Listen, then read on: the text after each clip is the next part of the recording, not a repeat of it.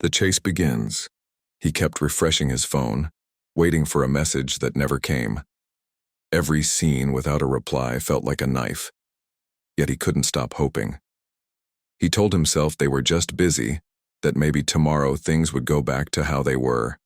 But deep down, he knew. He was chasing someone who had already walked away. Still, he ran harder, thinking maybe if he tried enough, cared enough, loved enough, they would turn back, the empty echo. Each message he sent echoed into silence. Every call ended with a curt tone. The more he chased, the more they pulled away. His days revolved around waiting, his nights around overthinking. He forgot his own peace trying to prove his worth to someone who never saw it. He wasn't living anymore, just existing for validation that never came. And that's when it hit him. Chasing people was like running in circles. You end up where you started, only more tired. The mirror moment. One morning he looked into the mirror and didn't recognize himself. The confident, happy version of him had vanished. His reflection showed exhaustion, not love. "Why am I doing this?" he whispered.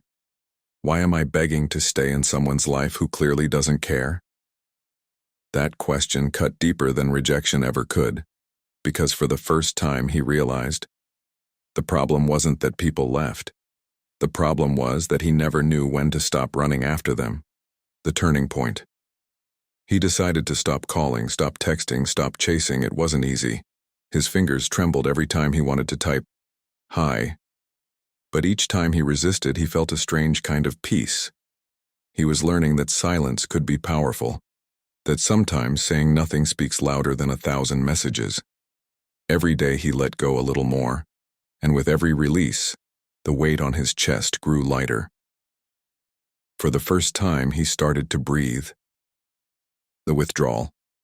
Letting go wasn't peaceful at first. It was painful.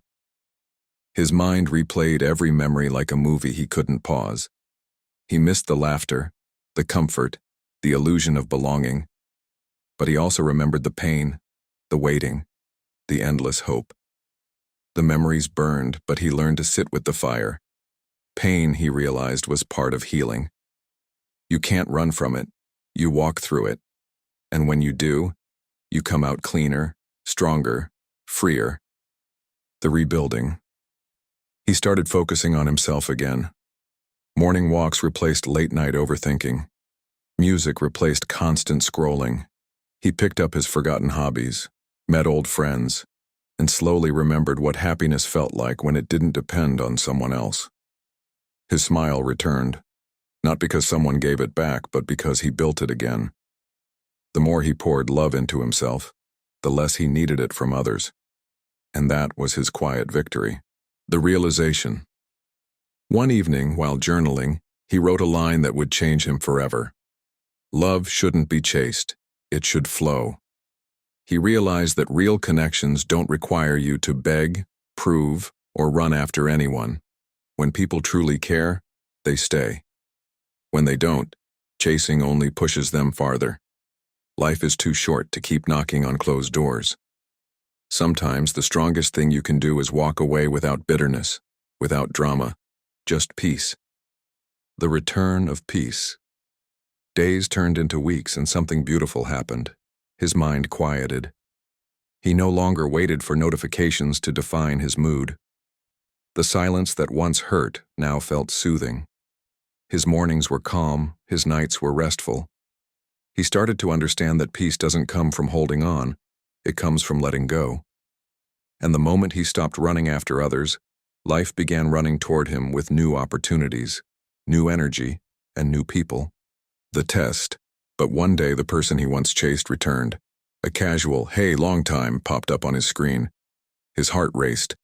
But then it didn't. He smiled, took a breath, and didn't reply.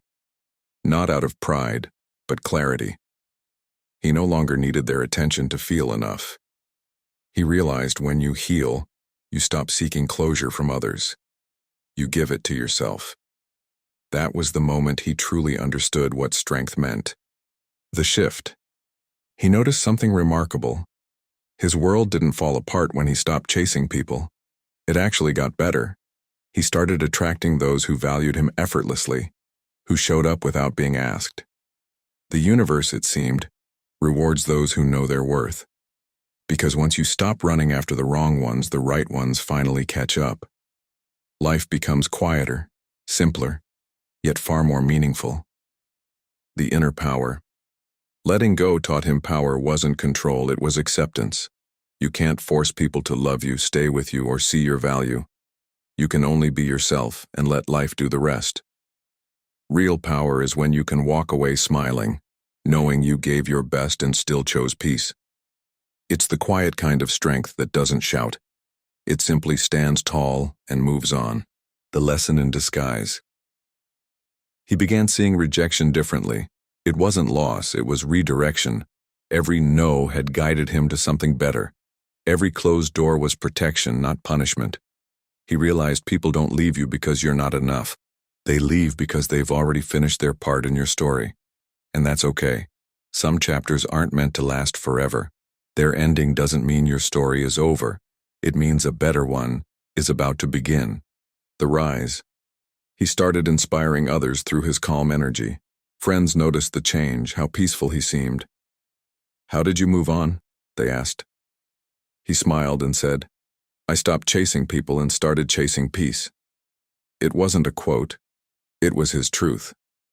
Once he stopped needing others to complete him, he became complete on his own. That's when life started aligning with him instead of against him. The new beginning. Months later, he met someone new. But this time it was different. No chasing, no pretending, no proving. Just two people flowing naturally. He didn't cling out of fear, he connected out of freedom.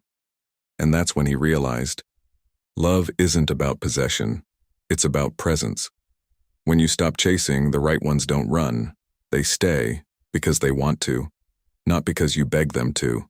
The final message. If you're reading this, maybe you've been running too. Maybe you've been chasing someone's love, attention, or approval. But here's the truth. Real strength isn't holding on. It's letting go when you know you've done your part. The right people will never make you chase. They'll meet you halfway effortlessly. So stop running after people. Start walking toward peace. Because sometimes, letting go isn't losing. It's finding yourself again.